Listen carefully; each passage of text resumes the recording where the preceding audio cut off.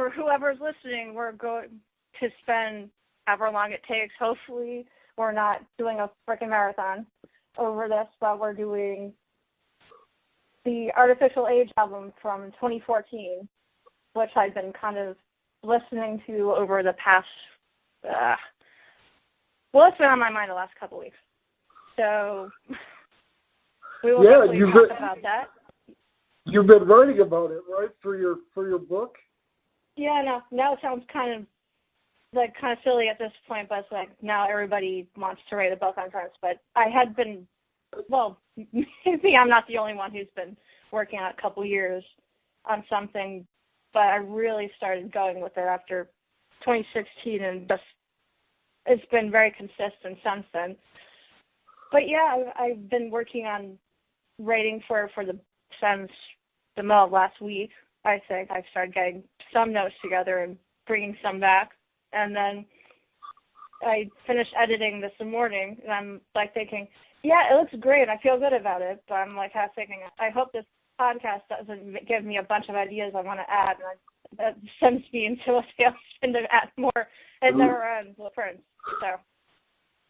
Oh well, you can keep the podcast and add whatever you feel like. And if you're burnt out on the album after this, just let it sit and marinate for a while and come back to it and add the stuff you need to add. It shouldn't be too big of a problem, I wouldn't think. Yeah, so I'm trying to think what else to start with the album. It was the first you had put out since 2010. There was like this huge gap, and he put out singles, like a few off singles here and there, but it was starting to become, okay, is he ever going to put out a new album? Like, the fans were waiting a long time, and I don't know how many had, like, maybe given up on the possibility of it, but come 2014, stuff just started happening. And I think for me personally, too, which is kind of interesting, that how that all kind of connected.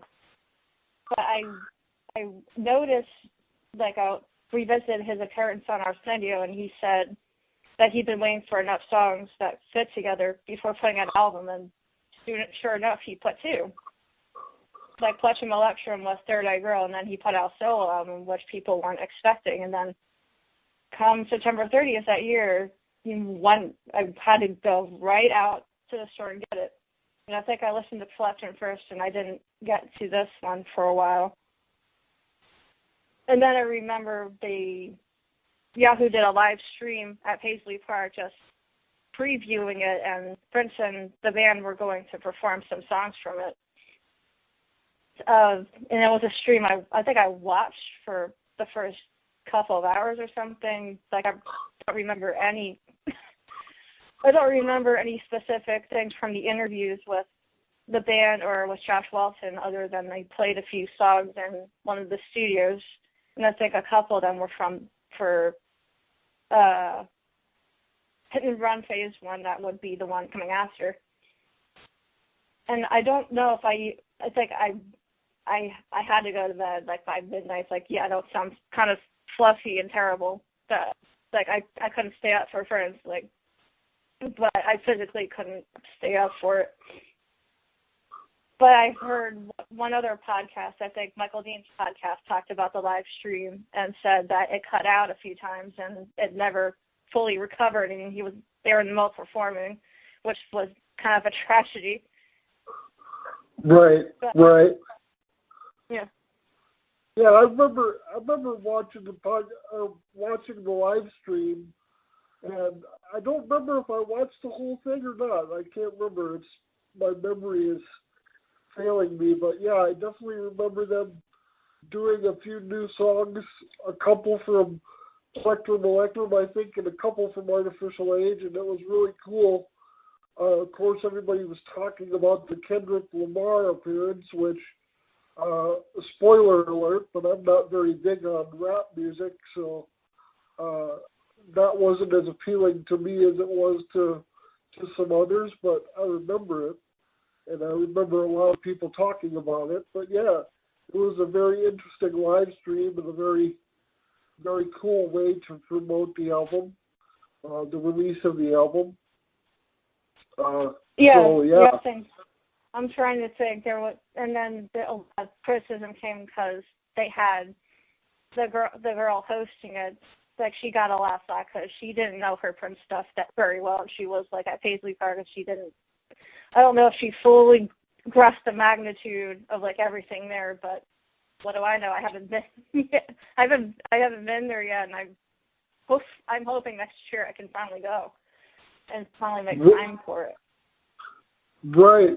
Well, I was at Celebration just in late April, and it's surreal to be there, definitely. So I hope you get that experience as early as next year, hopefully.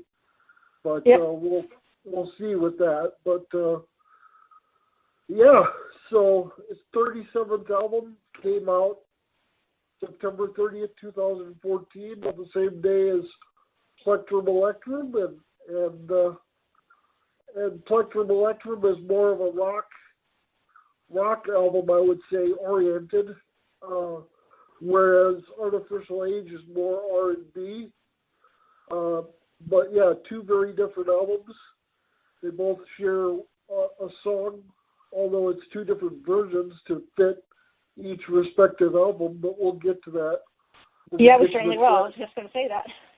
Yeah, when we get to the track. But, yeah, do we just want to get right into it?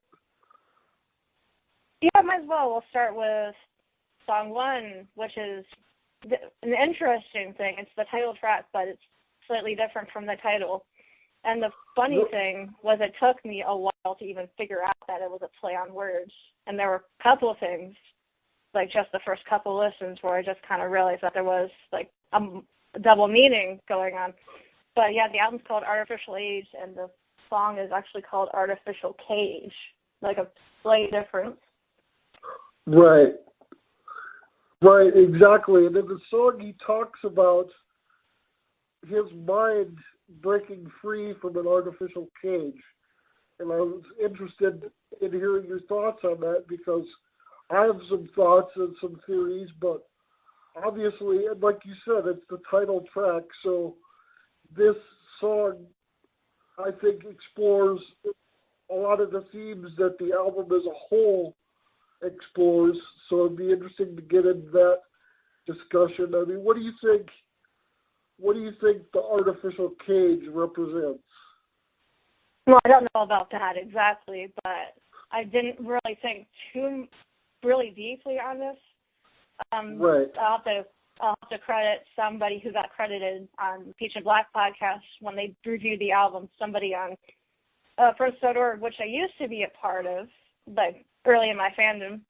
Somebody on their Rimshot Bob put out a theory about what the heck he thinks the song is about. And then they read it on the show, and they were thinking, yeah, this is like way outside anything any of us would have thought of. And simultaneously, it would be crazy if this was actually the real thing and he had got it right. But I'm thinking about that again, and I don't know, my mind just went nuts thinking about like all these sci-fi themes, and I'm not super into sci-fi, I don't think, but I'm aware of like some cliches and themes that go through. And it made me think about like 1984, the book, or like Blade Runner, like dystopian societies and stuff like that. It was like really mind-blowing in that particular way. And then in the final song, it's not really a song, it's the final track, I went into some of that also about like the sci-fi theme and how it all kind of goes together, which was I found like really interesting, and also makes you think about like how social media kind of rules our lives, and we're not really interacting like with each other as much as we used to, that sort of thing. But that also continues into this next song, Clouds. So. Right, exactly, and that's exactly what I was thinking about. I was thinking about this album as a whole as not only a commentary on modern society and how we've sort of got caught up in, you know, what do I want to say? We've sort of been oversaturated with social media and the internet and all that stuff, and sort of lost our ability to connect on a human level with one another. And I think that's basically what the story of the album overall is all about. And yeah, so it's interesting. This is a very interesting song. It reminds me quite a bit of Thunder from Diamonds and Pearls. I don't know if it's the Arabic motif that comes in later in the song, but it reminded me of Thunder quite a bit. And yeah, it's a very interesting commentary on the way modern society is and the way, I guess, our minds are so influenced by the internet and social media, and sort of the desire or the need to sort of unplug from that and reconnect on a basic human level. So I think it's a really cool song. It's a really cool way to start out the album. And anything you want to add to that? Yeah, I forgot which listen. Well, I only listened to it once, actually. I listened to the album on Monday. And Thunder did come to mind for me also. I think maybe there's maybe one or two little slight moments that bring that up. Maybe is the Arabic thing, but also maybe, I don't know. I'm thinking through the song right now, and I thought I heard maybe something that was there's this boom that happens throughout Thunder that kind of it's just an interesting little thing in the song. But yeah, I think that's roughly all. I have my notes in front of me just to see if there was anything I wanted to add, but that was just the gist of it, really. Yeah. Okay, well then we talk about Clouds, which is a really good song, and I might be wrong, but I think it was the first single released from the album, actually, that, as you were saying earlier, Prince released several singles before the full album came out to people that had pre-ordered the album, and also, I think, he released them to iTunes maybe a little later than the pre-order people got them. But yeah, Clouds was the first single, and this is a very, very good song. I mean, the first thing that came to mind to me when I was listening to the album this morning was that the vibe of the song is, to me, it's almost like a cruising song. Like in the summer, you cruise in the car with the top down, and that's kind of the vibe that I get from the song. It's a really cool vibe, and again, it's a message relating back to the first song and the theme of the album that life gets hectic and we get overwhelmed with a bunch of data and a bunch of information coming at us from the internet and social media, and just we need to sort of unplug from all that. And like Prince says, we don't need no clouds. So that's basically the meaning of the song. What do you have to add to that? A lot. I really like this song, first of all. There was one time some months ago where I was waking up on a weekend, and I think I had my iPod with me, and I put this in, I listened to Dorothy Parker, and then I listened to this. The transition is a little off just because one is a little muddled, and this song's very bright and loud. I guess that's the whole production and stuff like that. I felt like the beat was a little similar to that song, and yeah, the chorus could be anything from it could be about the internet cloud, or it could be an anti-drug reference or something.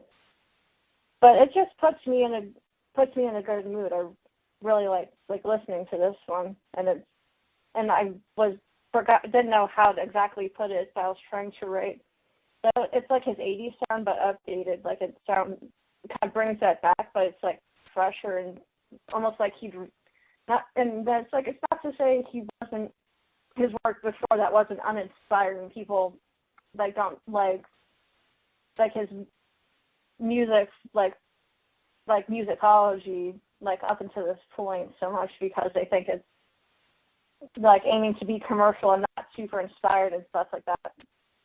But like I like all this stuff. I'm not saying he wasn't inspired, but it felt like he had rediscovered the love for music with songs like this. It sounds like he's really like excited to like put it out and record it. And one thing that does continue through the album, we have Leanne the Havas. I'm trying to say her name right. She appears as a vocalist on this. Like she sings it, and then she also does a spoken part as another character that appears in different songs. And she also, like this actually got somewhat remixed. It's kind of a weird reimagining of the song that appears on, I'm trying to remember the name, Hit and Run Phase 1 with Mr. Nelson. They kind of revolve around like the Mr. Nelson part saying, where you are now is a place that doesn't require time and just becomes this big crazy techno track that personally I really get into it, but they're two completely different ideas.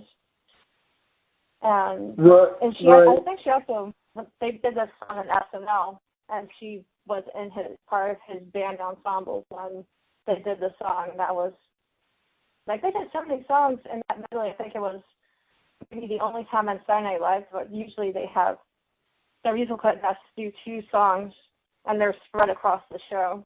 But this was the first time they actually did a solid block where I think it was 14 or 15 minutes where they just did a big old medley of songs, like him and Third Eye Girl doing like everything across the 2 albums.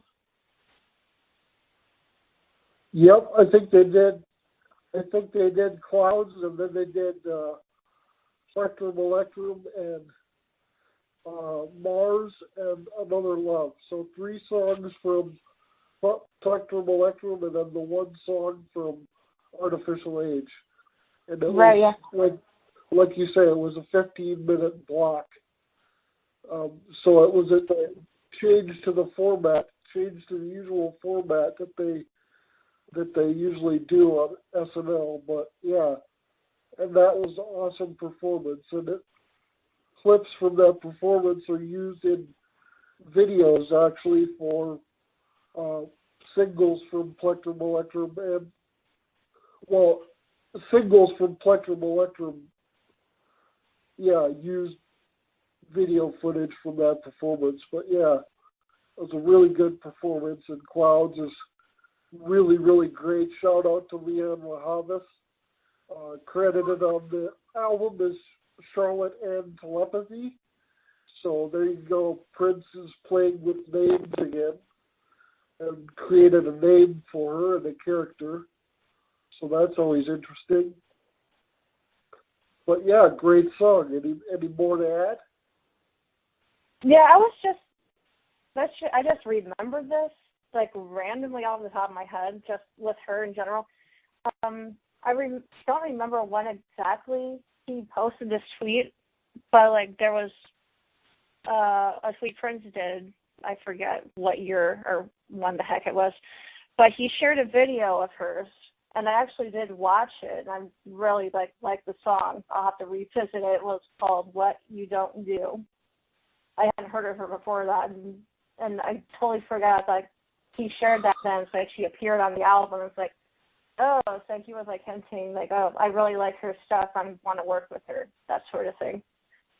So right, which is something that he did a lot during this era. You know, from 2014 to 2016, he kind of took on the role of a mentor in addition to being a band leader, and he kind of did the same thing with Andy Allo, and then later on Third Eye Girl.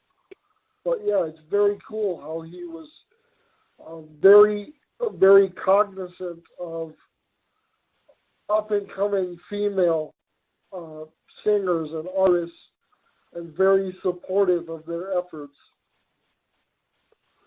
But yeah, definitely. Her album, the name escapes me right now, but her album at the time, I checked into it not long after I first heard of her, One Artificial Age, and the album is actually pretty darn good. So I would suggest it. I can't believe I can't think of the name right now, but I'll have it in the description somewhere, I'm sure. Right. Yeah. When I type this up and post it, but yeah, another great female artist that Prince sort of sought out and wanted to work with, and featured her on this album. So very, very cool. And then we've got track number 3, which is almost always a ballad if you follow Prince's blueprint for a lot of his albums. The third track is usually a ballad, and this is a great one. I've always liked it, and Prince himself liked it too. You mentioned early his Arsenio Hall performance, or his appearance in his interview. Arsenio actually asked him what his favorite song of his own was, and he said, we have a song now called Breakdown that's really good. So Prince actually liked it enough to mention it and single it out on Arsenio, and I think it's very cool that he did that.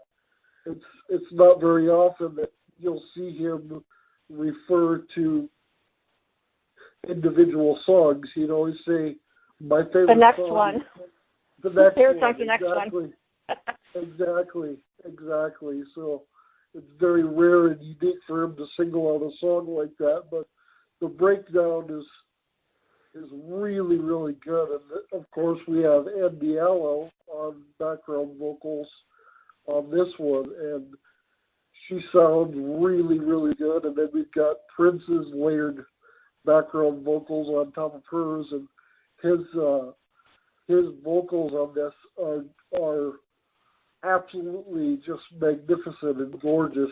I was able to hear at Celebration, we went in one of the studios. I forget if it was Studio A or Studio B. I think it was Studio B, where they played us a mix down of some of the vocals from Breakdown, and it was actually the vocals isolated by themselves without the music. So we were able to hear Prince's harmonies, in the background where he's singing down, down, down, down, and it's layered like that on the album. And we were able to hear that isolated, and it was just awe-inspiring and mind-blowing how it sounded. So beautiful, beautiful vocal work, instrumentation, everything on this. The bass stood out to me this morning when I was listening to the song, and just a tremendous, tremendous song. And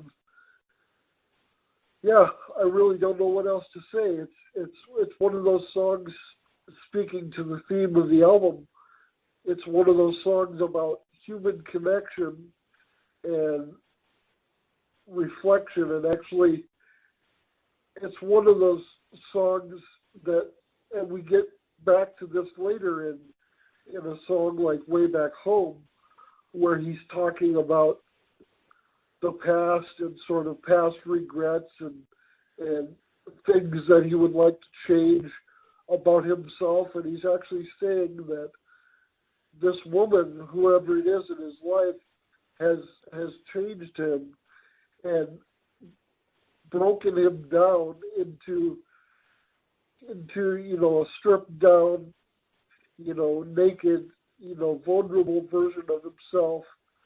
And I just think it's a beautiful song. It's heartbreaking on some levels, but there's beauty in the heartbreak, I think. And I think there's also, I heard there's a rumor that there's actually a Third Eye Girl version of this song that was recorded that has more of a rock edge to it. So I'm sort of envisioning a song like Empty Room. I'm sort of envisioning it sounding like that with the soaring guitars and everything else. And I would really love to be able to hear that version someday. But yeah, The Breakdown is a great, great song and very emotional and very, very deep. And of course, we see Prince get emotional and deep in quite a few of these songs on this album, and I think that's part of the reason why I love this album so much and it resonates with me. Is it's a very, very emotional, very stirring, album as a whole. But yeah, Dreamy, what do you have to say about The Breakdown? Well, it took me a little while to warm up to it. I think I could appreciate that it was clearly one of the best ballads he's put out in a long time. And he could write these in his sleep. It's one of those types of songs. Like, The Beautiful Ones is an obvious comparison, but they are pretty different. I was going on a tangent about that, and I took it out. Like, I don't want to spend this constantly referring back to his other material. But one thing I have noticed when I I think, I don't know if it was 2016 where I really just understood it for the first time. But I've noticed while listening to it, I like to memorize lyrics and just in general. But with some of the songs in this album, including this one, I really haven't, and I haven't gone on my way to. But I find I put it in my car and I'm kind of singing along with it, but it comes more naturally opposed to like me really thinking about it. And I don't remember every single lyric as it's coming, but I can kind of feel it coming on as it does. And then, yeah, there has been a few times where it's been like, whoa, this is like really good. I'm really feeling it. One thing I went into, when I was like editing and going through some of these after actually listening to the music, like I will remember the songs and then I'll write from what I remember, but I'll listen to them and it's like I forgot like a dozen things I want to write about it because there's like layers and layers of like little things. And what I wrote, it's like The Beautiful Ones. He talks about kind of struggling with some sort of situation with somebody, but it varies where it's like, yeah, he starts lamenting about losing somebody and that he's got this incurable case of loneliness. Like even like the man who has everything, he's still kind of like lonely at the same time, and that also comes up like later on. And I kind of noticed how the title refers to could be different things. It could be about recovering after a bad breakup. It could also be about recognizing that you need to, like, you're changing and you're embracing the change in yourself. And it's like, I mean, people have a hard time really feeling Prince accessible to them, but there are some things in this album that are very relatable, and this is one of them, where it's like, it's the idea of being able to find the strength to be open with people more than you've been able to. That's a beautiful part of it, I think. However much of it's actually true to what he went through, we don't know. But it's kind of nice to think that he was like maybe becoming a little more open with other people later in life and stuff like that. But yeah, like you have beautiful vocals. If I was like in that room just hearing the backing vocals isolated, that's like I would need to sit down and probably like stay on the ground for a while, just like let it all sink in and stuff that. But oh yeah, it was amazing. It was amazing to hear, definitely. Yeah, it was profound, definitely.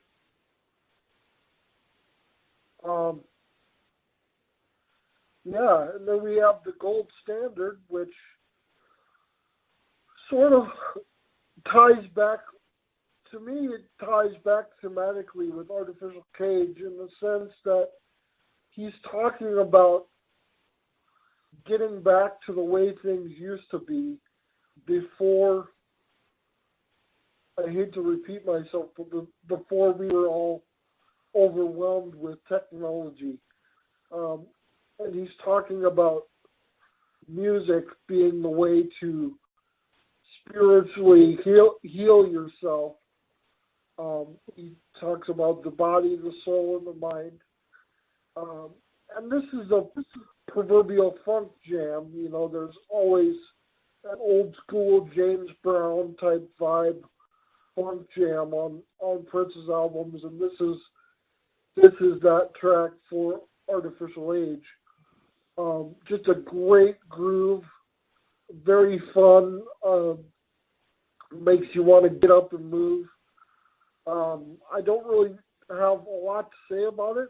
I don't really have a lot to say about a lot of these tracks, really. It just, as an album, they fit so well together, and they just sort of blend into one another and create this whole awesome old school sci-fi album experience. But yeah, the gold standard is, to me, it's classic Prince. It harkens back to songs like in the past, like when I was listening to it, I was like, what could I compare this to in Prince's past? Which I'm not saying it's as good or on the same level, but I immediately thought of a song like Another Lover, Hole in Your Head. As a comparison for the gold standard, it's sort of a funk tune, but different, you know. But yeah, I really like this song too, and to me, like I say, it has that classic Prince vibe of just, you know, funky and danceable and, you know, all that good stuff. So what do you have to say about the gold standard? Yeah, I actually had trouble even thinking of what to even write about. Like, with some of these, like, I can just, like, that go on autopilot and write what I hear. But at the same time, I kind of want to go into a little more depth in that. And I figured it's like, I'll listen to it again and see if I come up with anything else. I really didn't, honestly. But yeah, one thing I did kind of notice, like, they go halfway through and they're jamming out. And then at one point he says, now for the chorus, and then the chorus comes back and it's like, oh, he did that throughout the 2010 album where, like, you listen to, like, the different cues and stuff. It's almost like he was conducting it, like, live or something, even though it was in the studio. And then you hear him say certain cues, and it gets to a certain part, it gets to a chorus, it gets to, like, okay, the breakdown section. Like, that was, like, something I noticed for the first time. But, yeah, with that particular Another Lover, Hole in Your Head, I never would have connected the two. I'll have maybe do that later. Like, for me, I was thinking more along the more recent stuff, like, his last several albums have had, like, one song track, at least. Like, I'm trying to think of the correct title. Feel Better, Feel Good, Feel Wonderful, that was one. And then Act as God on 2010, like, they kind of deal from that same area. And this one kind of, it's like the old school stuff, but it's also kind of, like, modernized a little bit. Like, there's some things that sound a little more futuristic that kind of fit with the rest of the album. But, yeah, we have, like, cool drum machine, like, chicken scratch guitar, and then there's, like, a horn line that comes in, like, every now and then for that little extra room when they really need it. And then it's interesting how it kind of goes on, like, at the end it sounds like something else is, like, going on, like, story-wise, and it's like, oh, we're going to, like, experiment and go somewhere else, and that kind of leads into the next song. Right. The ending actually makes me laugh because it almost sounds like he's getting into a hot tub or a jacuzzi Oh, dude. That's a funny image. Oh, my God. Wow. If you think about it, you can hear the water. You can hear the jets of the water. So yeah, that was the image I had. Definitely. Yeah, it's a great song and very I like those connections to the stuff on 2010, like you were saying. That makes total sense. Yeah, just a great song and a great pick me up. Another one of those loud, bright songs. Kind of like Clouds is, but the Gold Standard is a little more up tempo and a little more, dirty and funky. But yeah, a great song. And then we get to a song that has quite a difference of opinion among the fan community. I've noticed people either love it or they hate it, but is the next track, and it samples a track by an artist by the name of Mila J, and her track Blinded. It samples Mila J's voice and then the main melody, the hook from Blinded. And Prince is basically talk rapping throughout the whole thing, and it's very chill and it has a very sexy vibe, and it's very interesting. It's the first song in a run of four tracks in a row that talks about in some way they all talk about relationships, and that was interesting to me listening to the album. I had never made that connection before, but they're all in their own particular way talking about intimate relationships between men and women. So it'll be interesting to follow that thread here through these next four tracks. But I really liked the song. When I first heard it, it was through the sound system at Paisley Park in the summer of 2014. And it was this new song that I hadn't heard before, and it was, the room was dark and there were candles lit in the room, so it was a very intimate, very sexy environment, and I was pretty much swept away by the melody and just the cool vibe of it. I don't know, I just got a very, as chill as the track is, I got a very intense energy from it, and that might have just been, part of it might have been due to the excitement of hearing the new track. But yeah, I think it's a cool song, and it's fun to listen to, and to me it's always fun listening to Prince sort of straddling that line between talking and rapping. I find that appealing for some reason when he does it, and this is one of those songs. What do you think of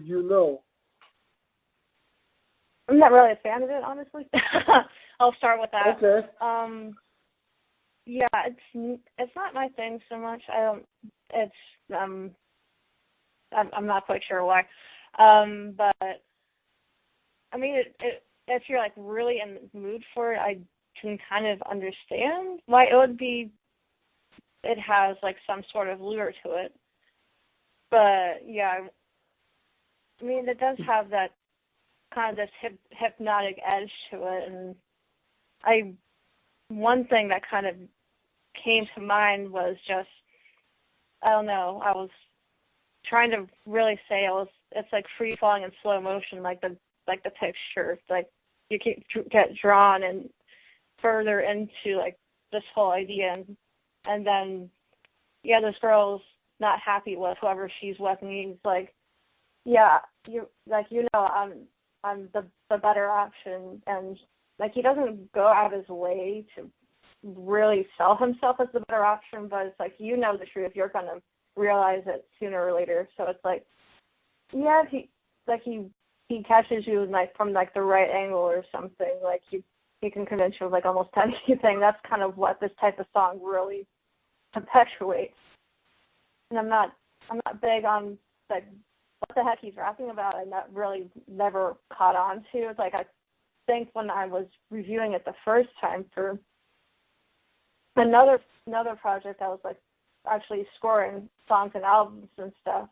Like, I actually had the lyrics in front of me to see what the heck he's going on about. I still don't really know, but I think I got an essential idea of what he's going with. But other than that, I really don't have all that much to add. Okay. Well, then we could go on to the next track, which was also a single, and I believe came out way back in 2012, I think. So it predates the album actually by a good 2 years. But Breakfast Can Wait. And this is a really good song, really danceable, really you can tell Prince is having fun with it in the vocals, and also the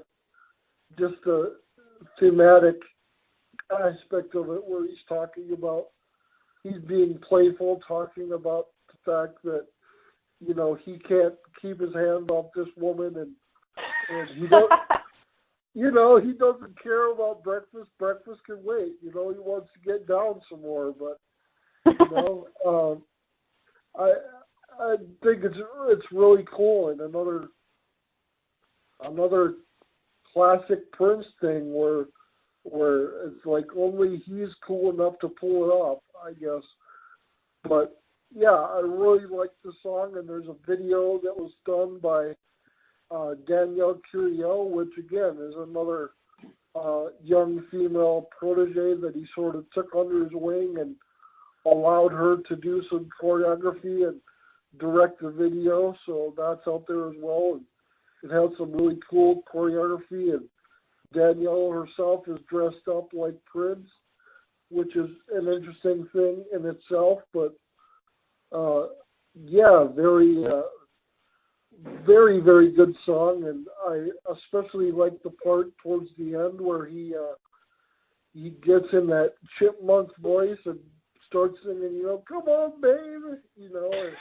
It's a lot of fun. So yeah, this is another song that I really like, and again continues the theme of relationships that goes through those, you know, those 4 tracks in a row. This is the second track in a row that explores relationships, which I found very, very interesting, and sort of adds to the idea that this album is very, very personal and very reflective for Prince, which I find very interesting and very endearing.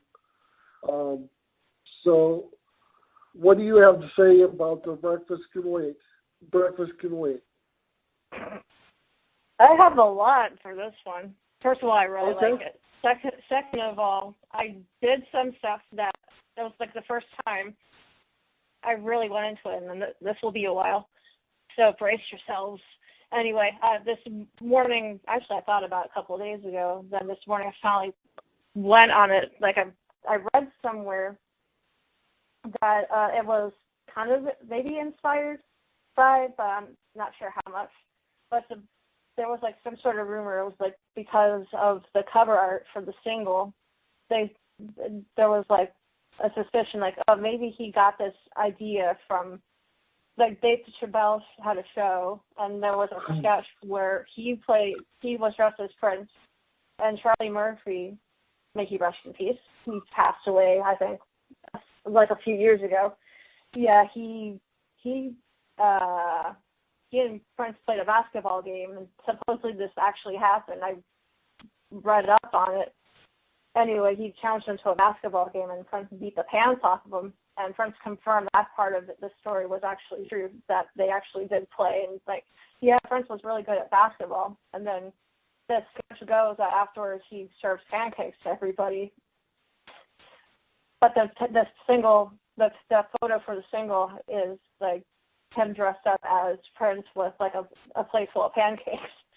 And then with the video, I saw that for the first time today, and I remember hearing it getting a lot of flack. Like, Prince isn't even in this video, like, and it's just like a bunch of like girls dressed in leather dancing. This really isn't showing the song, but it's like, well, and then there was a video of her like briefly talking about how she got tapped to do it, and then he decided during production, like, you know what, you don't need me, you can do the video, and then she ended up dressing up as him, and he found out about that in editing, and then they had a good laugh about it.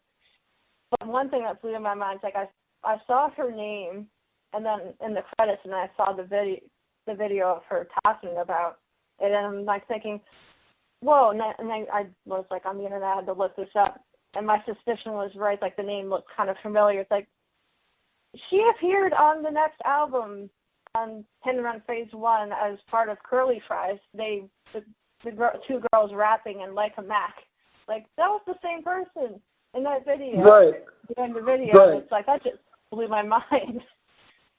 And the people that work with Prince talked about, like, yeah, you do this for him, like you're in his band, but he also has you doing other random things also. Like, you just get used to the full amount of your ability as a person. That was just an example of it.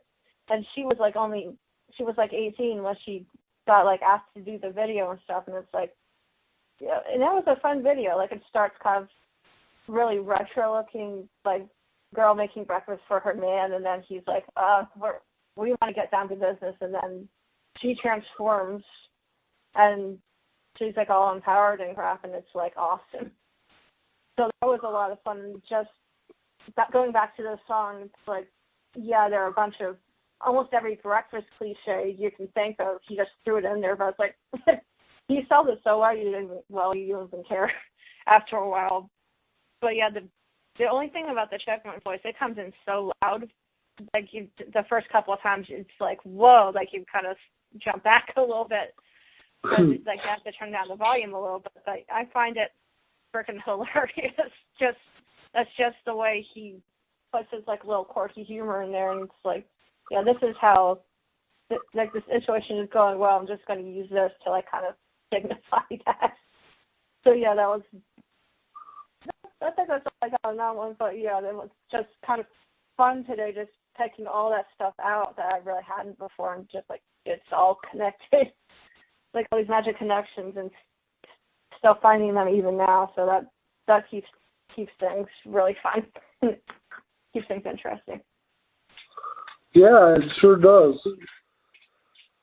And then we get to the halfway point of the album, and the third track out of 4, where it talks about relationships, and it's This Could Be Us, which is an R&B ballad, and Prince can do those in his sleep and do them really well. But I think this is a really good one, and it's mind-blowing to actually think that this was inspired by a meme of him and Apollonia, an outtake photo from the Purple Rain photo shoot. And the caption says, "This could be us, but you playing." In other words, what I got from it was that the woman isn't really serious about pursuing a relationship, and just is sort of,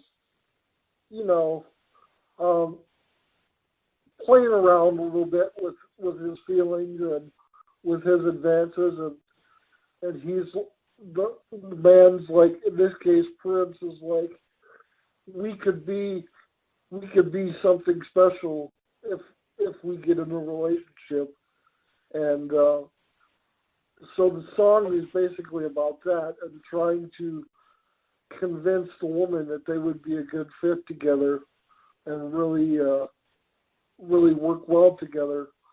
The one line that that I think is kind of wonky and that I kind of always had trouble with was, the cage to my dove, which is basically saying that she's the one that's holding the relationship back or whatever. But I just thought it was a very, very odd way to phrase that or to use that metaphor. But I don't know. But I like the song really well. Again, it continues, what to me is a very strong album and a very personal album, as I've said. And of course, there was a remix on the next release, Hit and Run Phase 1. There's more of I wouldn't say a dance remix, but sort of. It's not faster or anything, but, well, maybe a little faster, but more of a remix. I actually prefer the original one, the original track on Artificial Age to the remix. But yeah, it's a great song, and like I say, it really proves that Prince can take anything and make a song out of it. In this case, a meme. It's just mind blowing the way how creative he was and how he could read into things and create something totally new from something so random. But yeah, really, really awesome song. What do you think of This Could Be Us? Okay, fun fact, when we were having technical difficulties getting this started, I don't know what the heck it was. I got into my room to record this thing, and I always have jitters before doing podcasts because I don't do them that much. But for whatever reason, it came into my head, him saying, "Are you ready?" And then it's like, "No, you ain't ready." It was almost like it was like a weird sign, almost like it was telling me, "Oh, it was gonna be a couple minutes before we got this off the ground." And I actually did start to play the song on my laptop. I got 2 minutes in when it's like, "Okay, we're ready to go." So I'll probably finish that later. So that was kind of interesting. Like every now and then he does kind of put songs in my head, and I will follow through with them, and that's how I choose what I listen to sometimes. And it's been a little more frequently, post 2016, not so much the last couple weeks, just because I've been on this. But we have that, and then I don't remember the whole story, but he did get inspired by the whole meme, and he reached out to Apollonia, I think, and they got together for the first time in years, and she came out to Paisley Park and they hung out, and I think he played some of the new songs for her, including this one. I'll have to check on that, but that just came to mind. And then I'm not really sure which version I prefer. I guess it depends on which album I'm listening to. This one's very blissful and happy, and he's just the vocal performance in particular. It's not over the moon crazy. Beautiful One's crazy, but he uses everything. He speaks in it. He'll do falsetto. He does maybe not the full low range, but every range gets a shot at trying to convince her to I don't know. It's almost like Little Red Corvette's trying to talk somebody out of promiscuity and trying to monogamy is better. You can with me, something like that. That's the theme that's come up a few times. But yeah, this one's some might think it's a little cheesy and kind of lame, but at the same time, I don't know. I'm not as really affected by that sort of thing. Sometimes I really like the cheese and the sugary sweet. Sometimes it's too much. But I just thought it was hilarious to put up that one lyric because Captain on Peach and Black went on this huge rant about how much he hated that lyric because it's he's all about not harming the animals and eating vegetarian. It's don't screw them, put them in a cage. it was just like this weird old rant that he kind of went on like in the middle, and everybody's like, no, we didn't really think about the lyrics, which is weird because he doesn't look into lyrics, and usually everybody else does. But I don't know. I just thought it was like, you know, like a ham and a glove, two things that kind of like go together. And I don't know. He has one dub square. Of course, he's gonna use the dub thing to kind of harken back to that maybe a little bit. I don't know. Maybe he was reminiscing, just seeing the meme, and that kind of like came out, and he left it in. But the difference between the two versions is interesting. This one's a little more upbeat, and he's convinced that he's going to get his way in the end. And then the other version on the other album, it's a little bit sadder, I think. Like, he's kind of like lost his shot. He's bemoaning the fact that it might not work out. And there's like a few musical things that are different that get added. Like, there's a guitar solo, and you have to think, oh, that's the one thing missing from the song, a guitar solo. But just something, I don't know. It depends on the mood I'm in. Like, both have their merits. And I mean, Josh Welton gets a little flack for some of the production on the Hit and Run album, but that's one where I think he really nailed it. Yeah, I definitely agree. The remix is cool. They, like what you say about the guitar solo is right. The original version could have used a guitar solo, you know, an extended guitar solo, but it's a good song. And then we get a song that I like, but it's sort of in the middle of the pack for me as far as songs on this album. But I love Andy Ello, and I love her voice and her style. But thematically, you know, and in terms of meaning, what it feels like is kind of isn't really clear to me what the song is about. I know it's about a relationship, and it's almost like, as I was listening to it, I was like, it's almost like the reverse situation of This Could Be Us. Like, the woman wants the relationship, but the guy is kind of aloof and standoffish, and I don't know exactly if that's really the message of the song or if I'm getting it correctly, but it's just very, very confusing to me and puzzling. Like, what is the it that they're talking about? This is what it feels like. I don't think they're talking about sex, actually, but I think they're talking about the relationship itself. I don't know. I'm totally lost with this one. So I like it, but it's not really clear to me. I mean, what do you think about what it feels like? This one's grown on me a little bit, but I'm still not 100%. I really love this one.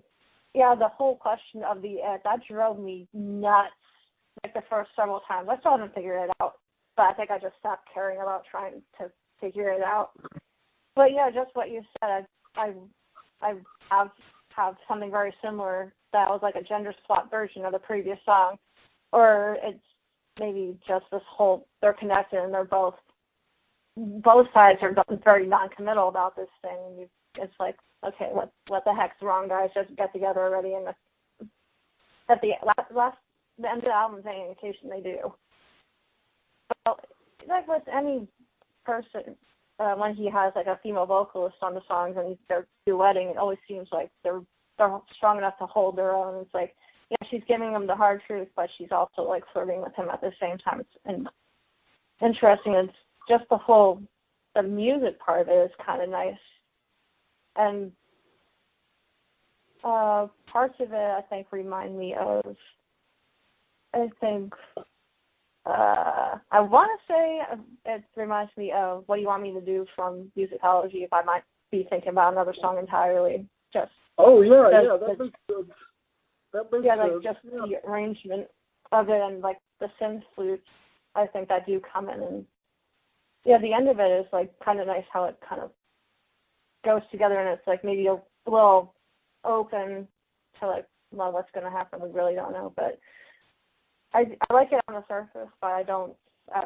It's not. It doesn't have as much like staying power as a lot of the other things on the album. Right. I agree. It's a good song, and I love Andy Ello's contribution, but yeah, this song would probably be my contender for weakest track. If I was forced to choose the weakest track on the album, that would probably be it. What it feels like. But that said, I still like it, and so yeah, it's a good song. And then we get into basically the centerpiece to me of the entire album and the entire point of the album and the theme, I guess you could say. We get into the affirmations, which marks a return for Leanne LaHavis as Charlotte Ed Telepathy. She does the affirmations 1 and 2, and that segues into Way Back Home, which is a very, very important song and probably one of the most emotionally impactful songs that Prince did in his later career.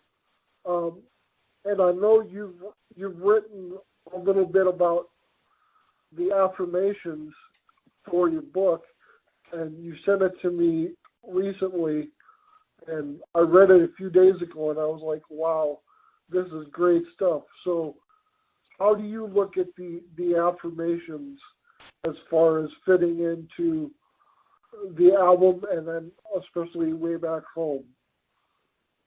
Oh man, this is the part of the album that makes repeated listens kind of difficult. I'll put that out front. But I don't know what it was the other day, but I was meditating on these songs, like I was at work at the time where a lot of this stuff kind of comes out.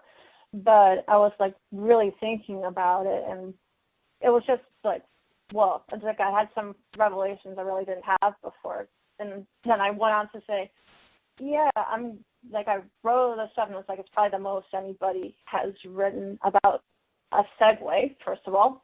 And it's like not even a minute long. I think it's 40 seconds. But let me check for a quick sec. What I have written is like 175 words that I'd written on these two things. And what the first part was about like ownership. And it's like there are no such words as me or mine. And it was like these are things that were created by society. And it kind of makes you think about, well, you think about like maybe history a little bit, but you also think about like jealousy in relationships, and that's why they don't work. And then the second part, I had a major epiphany about this one just randomly that same night.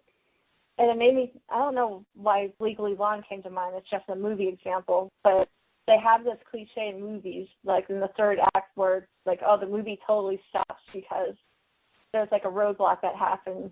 Like the main character gets discouraged, and then they have this fated meeting with somebody, whether it's somebody that they knew from earlier in the movie or just like some random stranger or something that like tells them this. And Legally Blonde, it was like one of her professors that's like saying, if you're going to let this one jerk like get in your way, you're not the woman I thought you were, something like that. And it made me think about people worked with her and say that he brought them to another level that they wouldn't have even thought of, not just in their music or their craft, but just as people in general.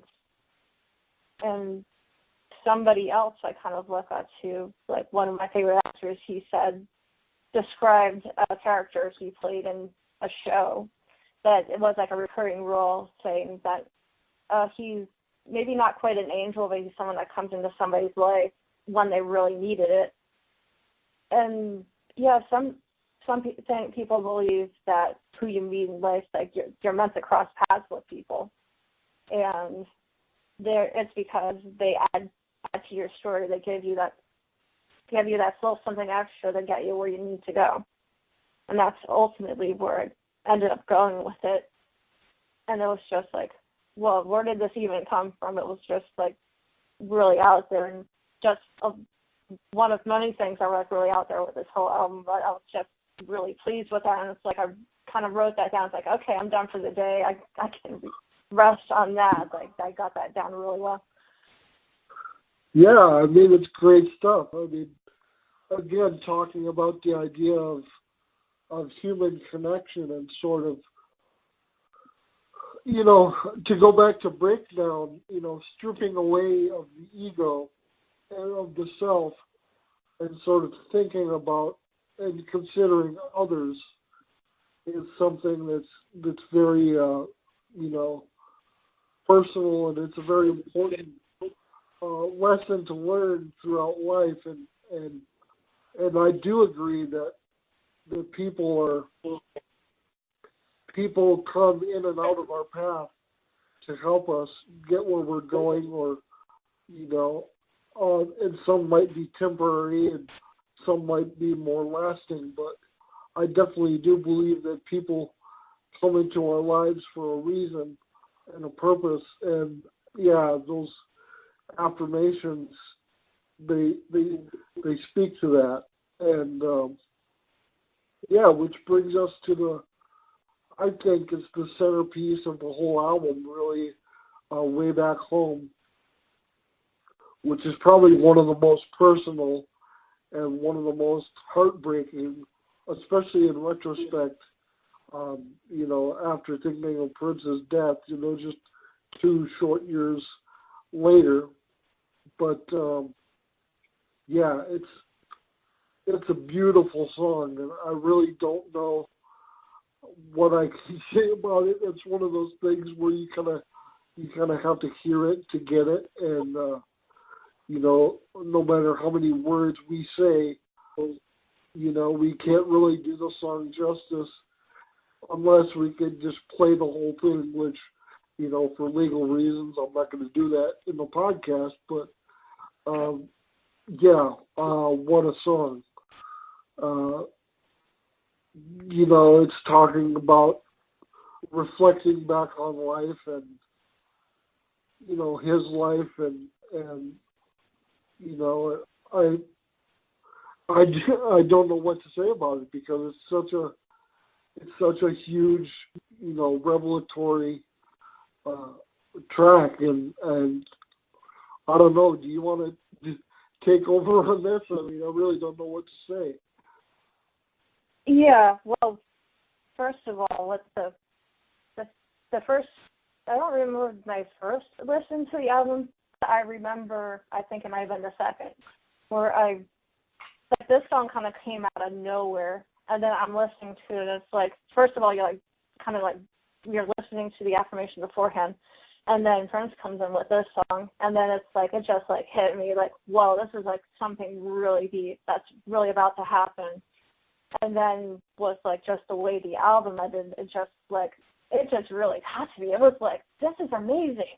And then I was also kind of sad at the same time, just to like think about. But the weird thing was that I didn't think of him so much as myself, and I usually don't put myself in his music. I think about where he got his ideas and just stuff he wanted to come up. But it kind of, like, it makes you really, really reflect on, like, if you have ever felt like you don't belong, or you feel you're not all you can be, that sort of thing. And just hearing him, like, even with all success, he still kind of feels that way sometimes. It's sad, but it's also, like, uplifting to kind of hear.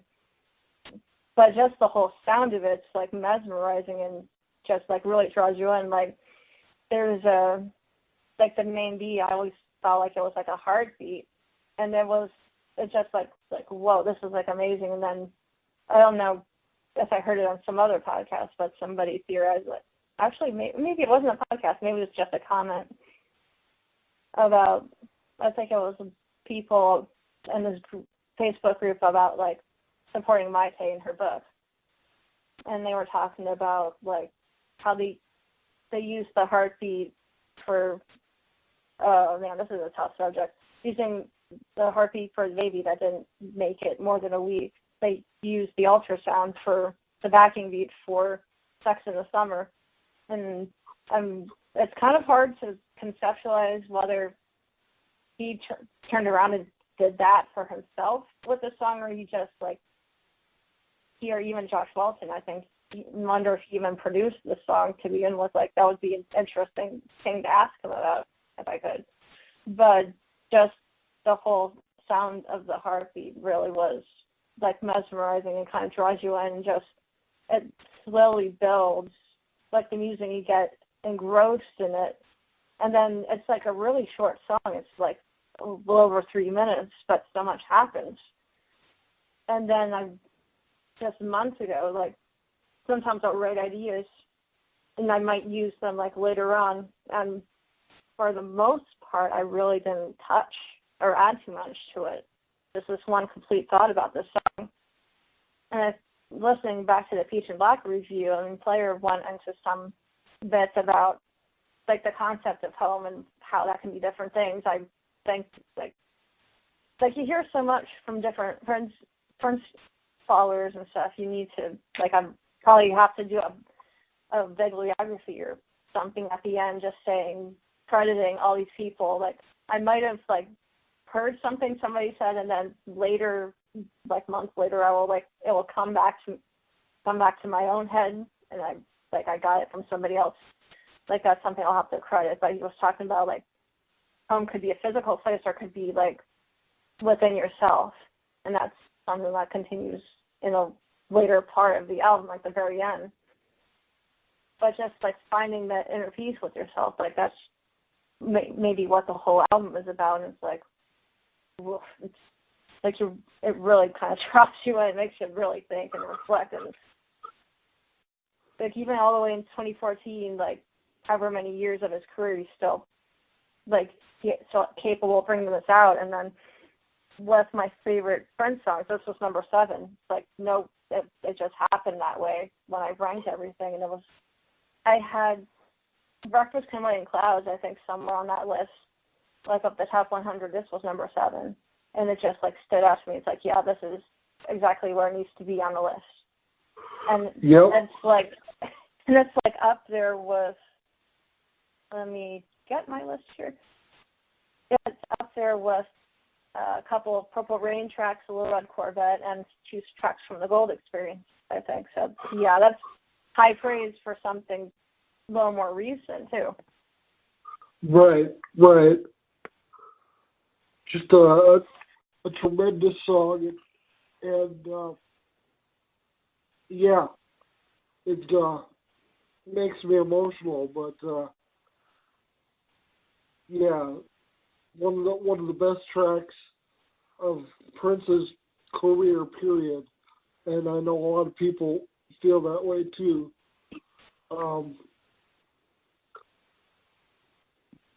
Yeah, and then what were you going to say? Anything more?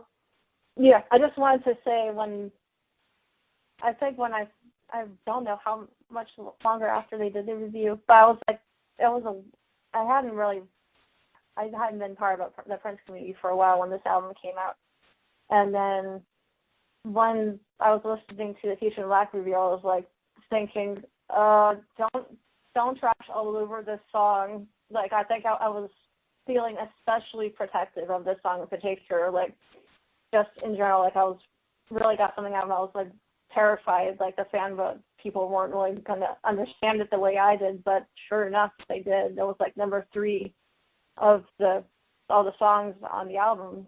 A lot of people really liked it, so it's that was a huge relief. I don't know, it sounds a really silly thing, but yeah, with some music and some Prince stuff, I'm super protective of it, and I hate for it to get dumped on when it's something that means something extra to me. So I just wanted to pass that really quick before we move on. But it's do we want to? But we gotta go on to the next song.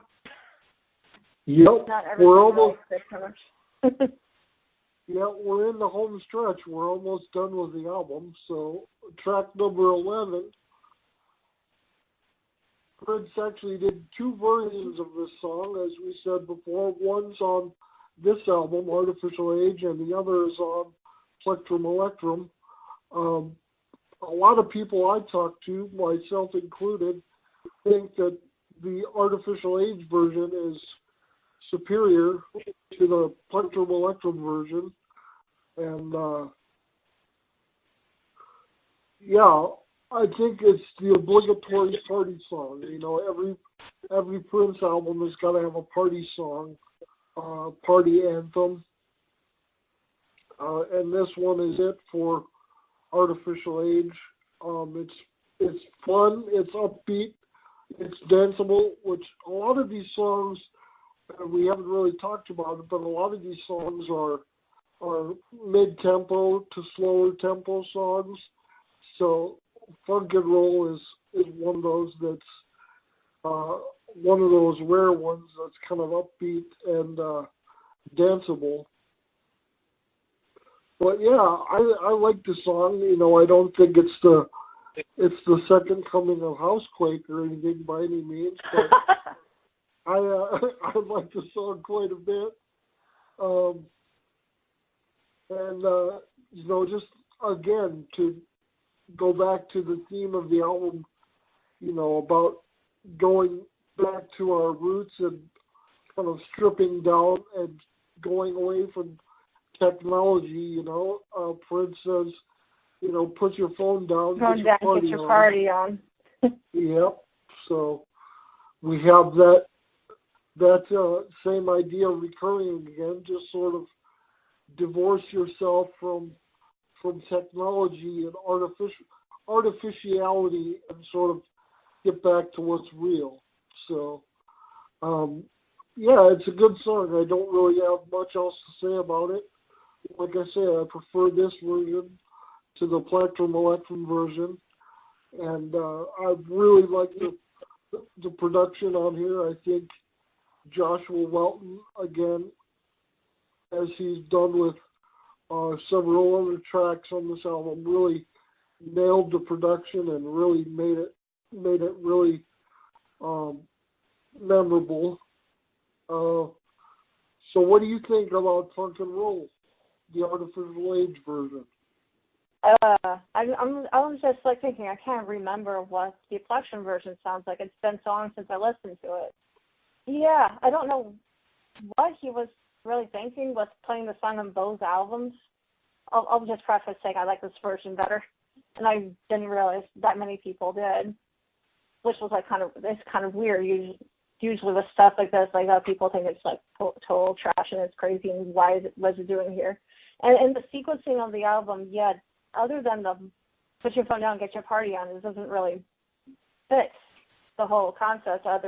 But I guess the production kind of fits the whole thing, but it's also kind of like, I don't know, we just had something like really deep and serious, and then it's like, okay, did they throw this in? He threw this in to change the mood, to bring it back up, or was like, oh, that really don't pay attention to that. It's nothing important. I'm going to distract you with like, ooh, shiny, look at this, or something weird like that. I don't know what he was even. But like, if there wasn't anything important, why would he end the album with the same idea? Anyway, yeah, I got to figure out where to start with this one. But I don't know, I just thought there was like just a nice sense of fun about it, and I don't know why he put on two albums. I didn't like the original that much. I don't know what it is about that main hook that you hear a few times, but I don't like it. I can't explain something about it just doesn't jive with me. And I just that was you mean the descending notes? Yes, that's probably it. But in like the Plectrum version, you hear that multiple times, and it's like the chorus at the end of the chorus, and it goes into the next verse or something. Period. On this version, you'll hear it twice, and then it's like, oh, this is like completely different. Interestingly, like the album credits doesn't say remix next to it, just says funk and roll, and then you get to it, and it's like, well, you get both albums, and it's like, okay, what's this song on 2 albums? And it's like, oh, this one's completely different. And I think I read one comment that was saying, oh, his voice is pitched up. It's almost like a party man type vibe, but not really. Right.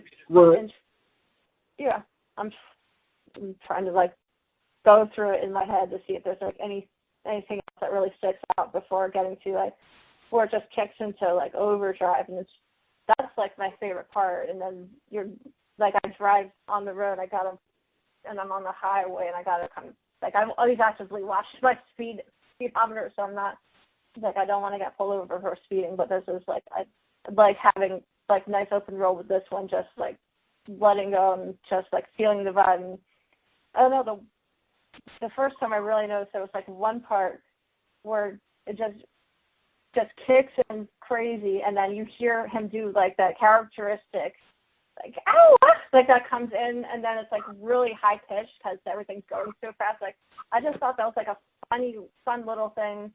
And then they repeat the chorus over and over, and it's just like absolutely insane. And it's like maybe a slight preview of what the Mr. Nelson song on the next album would be, like a very similar idea where it kind of starts in one place and then it kicks into overdrive and all the stuff gets added on top of it.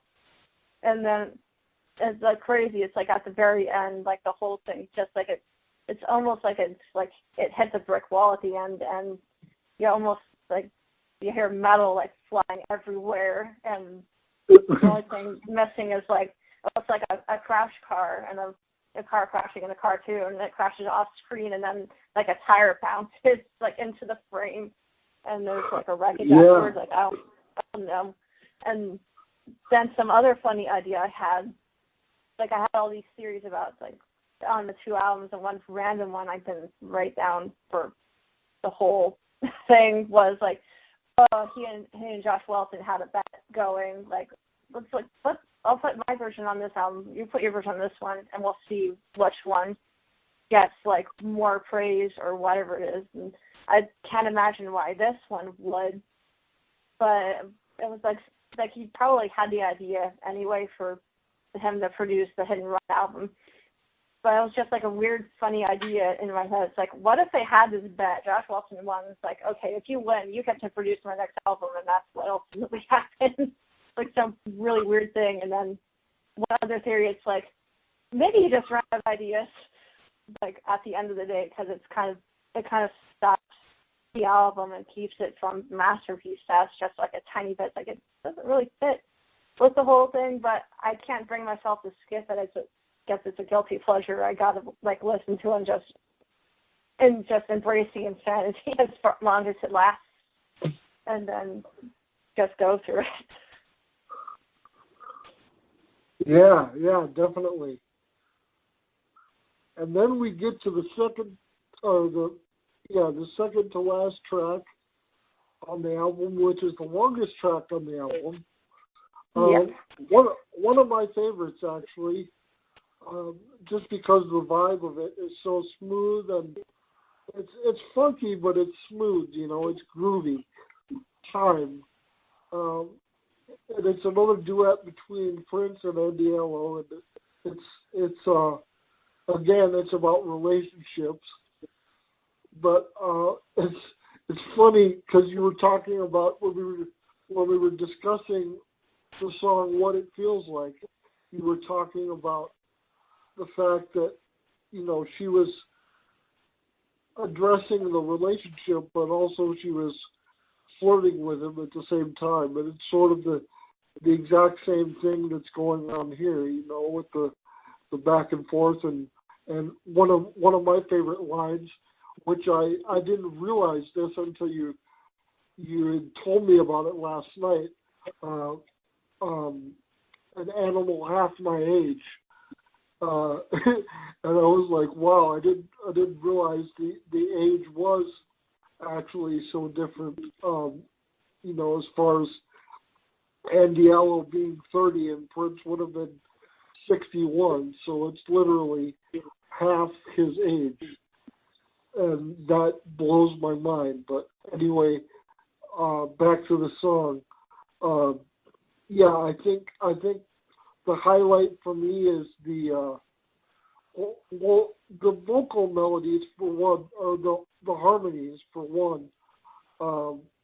I love the harmonies; they sound great together. But that bass solo that Prince does, and he actually plays Larry Graham's signature bass guitar on this song, and the bass is just absolutely unbelievable. It sounds so thick and resonant and smooth, and I don't know, it just sounds awesome to me. But yeah, definitely one of my favorite songs, and I can really get into it and groove with it. So what do you think of Time? Well, Captain said on Peach and Black, I think this one is a grower, and I think this one is just starting to grow on me a little bit. I was thinking about it the other day and kind of I don't know, my mind was kind of like bending around and twisting in different angles, trying to figure out a way where it's like I can kind of understand what he's going for type of thing. And I've done this with some other songs. I can't remember any off the top of my head, but there are some songs he's done that I didn't get them for years and years, and this one I'm starting to get. Like, as a song, it feels like it kind of drags for me, and I thought that for some reason that it's like in my mind, it's like, oh, this is like an 8-minute song. It lasts forever, and it's like it's not even 7 minutes, but it feels like a long time.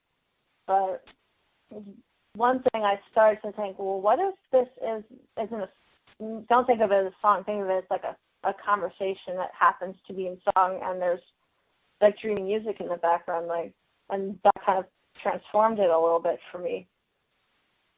And it kind of breathes like a conversation, and it's like something that's done over the phone, and she's calling him, and his voice sounds like it's on the other receiving end of a phone call, and I wanted to say it was almost like pillow talk, and the two of them are like, it's like the scene from Under the Cherry Moon with him and Mary sharing, but they're doing more than just like a couple of like a sentence here and there, and their whole conversation. It's like that, but at the same time, I hear like a flicker, like somebody's lighting a cigarette. So that really doesn't bring that image together completely, but. And it's interesting how it starts, like she kind of dominates the conversation a little bit at first. And you hear like their vocals kind of come together in the chorus and stuff like that. Then he comes in, and that's where like the bass and the guitar, acoustic guitar kind of come in. And it's almost like, oh, this is almost like marking his entrance, or it's like following him in like a shadow or something. Like I didn't notice that before. And then he goes on tangents and stuff like that, and then I really thought about the Animal Half My Age line, like they're like things like, why are we like just like playing around? We should stop playing hard to get and just get together, sort of thing. And I thought about that. It's like, wait a minute, let me see how old she actually is. Like she's born 3 years after me, and I'm like thinking, okay, if they happen to be romantically linked or something, like, you know, with every female that he works with, like, there's always like a people wondering were they ever like together at some point. And then I was like thinking, well, dang, if he was potentially with somebody like of that age, like we could have had a chance. But it's like, never mind, just like throw that out entirely. But it was just like some weird tangent that just came through my head.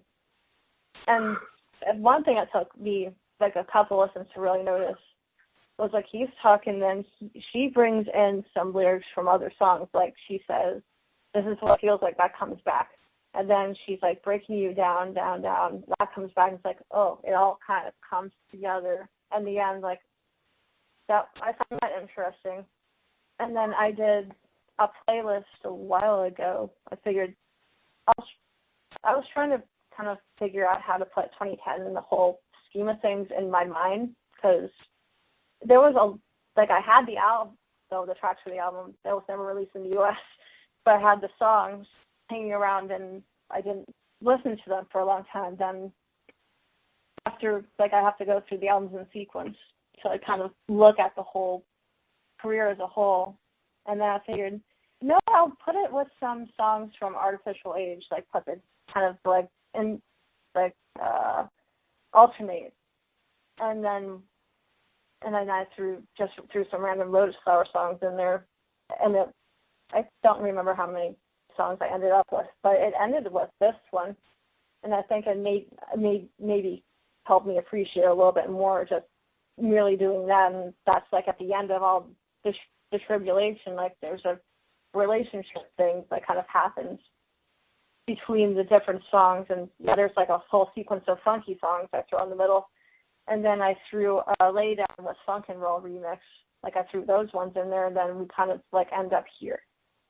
And so, yeah, it's just looking at things from a different point of view sometimes kind of helps unlock things.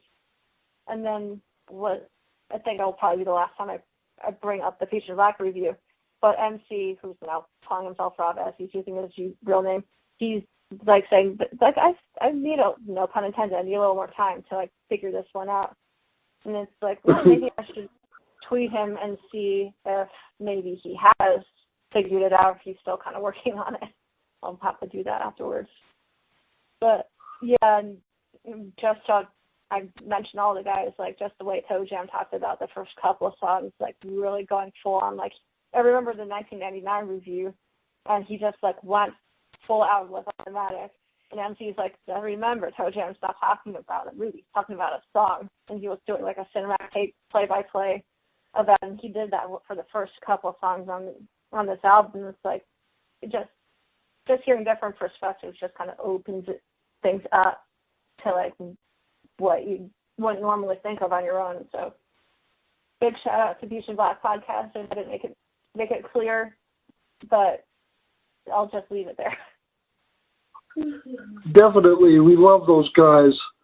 And yeah, then we get to the last track, which is basically a reprise of Way Back Home. I've actually made a mix of the Affirmations and Way Back Home, so they all play together as one suite, basically. But yeah, this is basically an instrumental reprise of Way Back Home with some spoken parts again by Leanne Lahavis.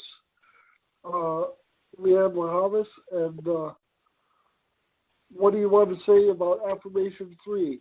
It's pretty profound, isn't it? Yeah.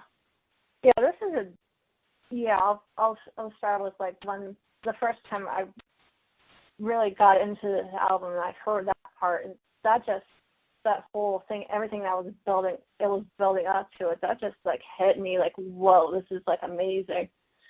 Like you feel like you've been separate from not only others but yourself. That is not the case. You are actually everything and anything you can think of. All of it is you. And then they bring that at the end, and just, it was a really nice thing, first of all, just to put the two songs together, because I really fell in love with it after that, and then bringing it back here, it's like, oh, this is really cool. And then I was just like, my jaw dropped by the end of it, just like, wow. And then, of course, I was thinking about it from my own point of view, and it's like just empowering to think of it that way.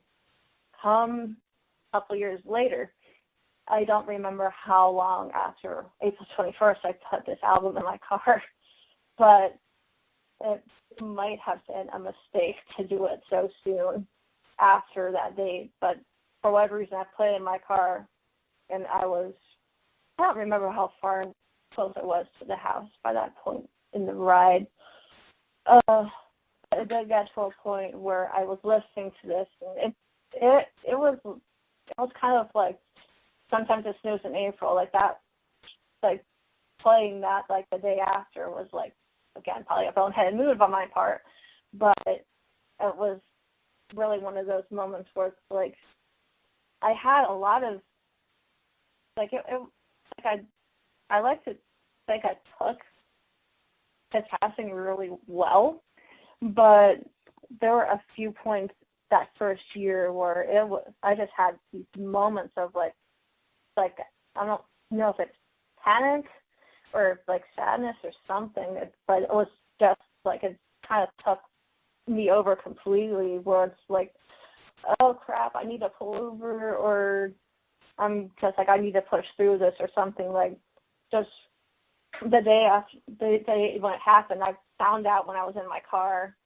preparing to go home, and the radio station's playing Low Red Corvette, and I'm like, wait a minute, this radio station doesn't play his music. I look at my phone and I see text, and then they say afterwards, and it's like, I was like struck with shock the first minute or so, and then just something in me is like, I'm not sure if it came before or after 1999 started playing, but it's like, I need to push through this. I need to get myself home.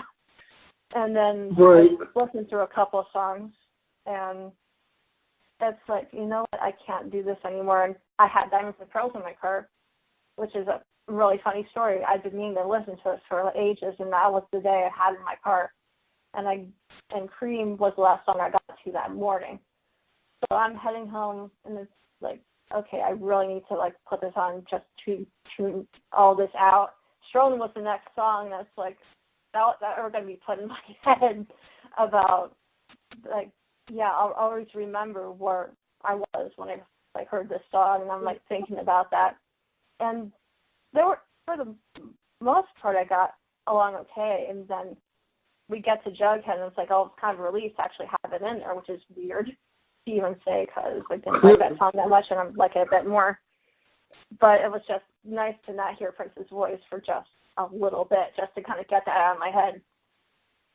But yeah, there were just coming back around. I got to come back to this particular song. It was one of those moments where it's like, you know, I'm not ready to listen to this album, I guess, again, because that like really hit me, and it made me think about him. And you know, people theorize like maybe this was this was maybe meant to be the last album. I'm like, deep down thinking, he didn't mean this to be the last one, but it's okay for it to be thought of that way, that sort of thing. So right. I'm trying to circle back the rest of my thoughts with this. I'm staying composed, even though my voice is breaking up. I'm just tired of talking. But yeah, there were a few moments where like the sadness crippled me, and I almost couldn't function for a couple of minutes.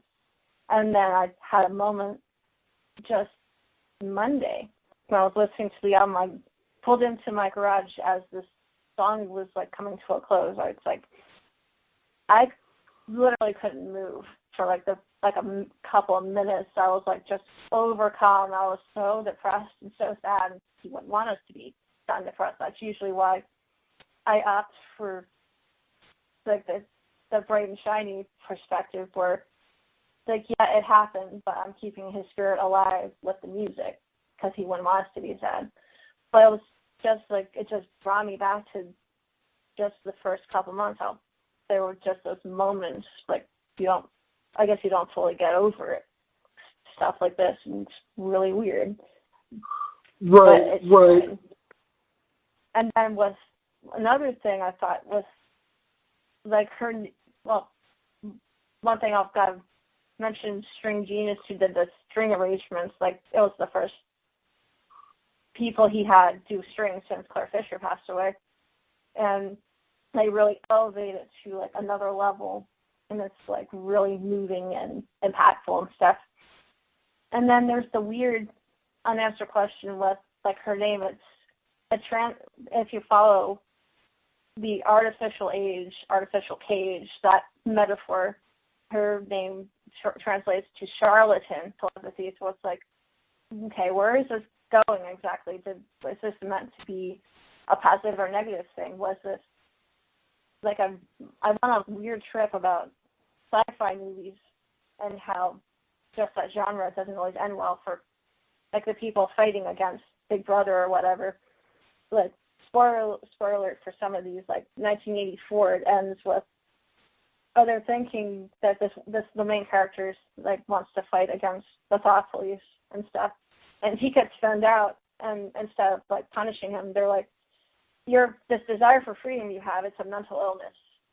And they convince him that there's a mental glitch in his brain, and he made all this up, and that he kind of gets like drawn back into it at the end, which is like really sad.